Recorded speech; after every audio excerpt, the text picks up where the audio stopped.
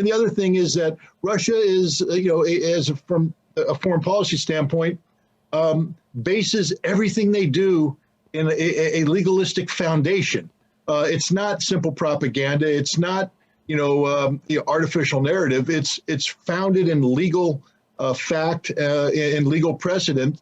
And that means that Russia isn't going to be pushed off of its position readily. So I think the United States is found that we have a lot of hot air floating around, but we have nothing of substance. Russia's the only one that's put something of substance out there. And in a storm, you find that it's the building made out of stone that continues to stand, not the flimsy wooden structures that the West has been building.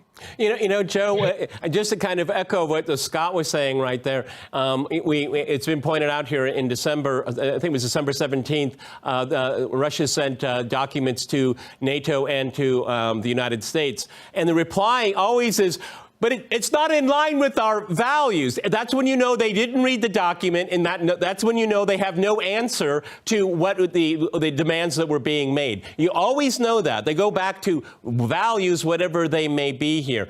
But, Joe, the problem here for policymakers is that the issues that Russia has been bringing up, particularly with those two draft treaties, they're not being addressed, okay? And until they're addressed, we're going to continue having situations that have been played out in like during this week. So, I mean, it's really incumbent upon Western policymakers to start getting their act together, because Russia is going to start making decisions based on its own definition of security. Go ahead, Joe.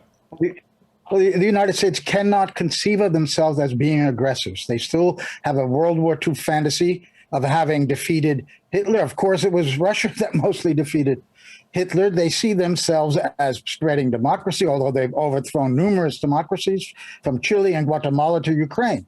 But they project, and you mentioned projection. This week, they sent a letter to the UN High Commissioner for Refugees saying that they had from intelligence that they didn't cite, of course, they never do, that Russia was going to completely take over Ukraine, including Kiev. They had lists of journalists and dissidents they were going to capture and kill and torture in concentration camps and journalists, etc. And then you look at the United States record in the last couple of decades. Abu Ghraib was a torture center. They have Guantanamo. It's a concentration camp on Cuba. They have a journalist, Julian Assange, in prison in London. So just what they were accusing Russia of planning to do, and actually using the UN as a foil here to try to spread this story, they themselves do. And I do believe what you also said, Peter, that the U.S. seems to have wanted this war. There's no question. They were screaming every single day. It was a distraction from the NATO treaty, the draft treaties Russia put forward.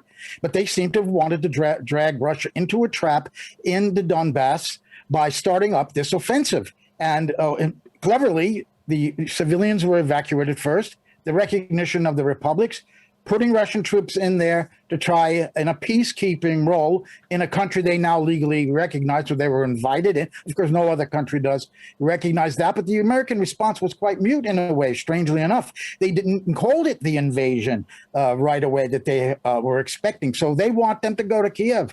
And, if Biden says 2.4 million innocent people in Kiev are going to be bombed, they're going to die in their beds from Russian bombs, but then they say they're defending Ukraine. I mean, it undercuts their credibility that they really believe this will happen by not sending troops there. If the Americans sent troops, I'm not advocating they do that, of course, but if they really believed Ukraine was going to be overrun like this, how could they let this happen? Because they don't give a damn. Well, I mean, and the Afghan government forces were able to hold the country. Okay, I mean, this is the kind of intelligence we're dealing with here. Anna, let me go to you. Do you think now there's going to be pressure from the United States and the UK in particular to mount an offensive against these newly departed republics? I mean, what is Kiev's position right now? They're obviously not very happy.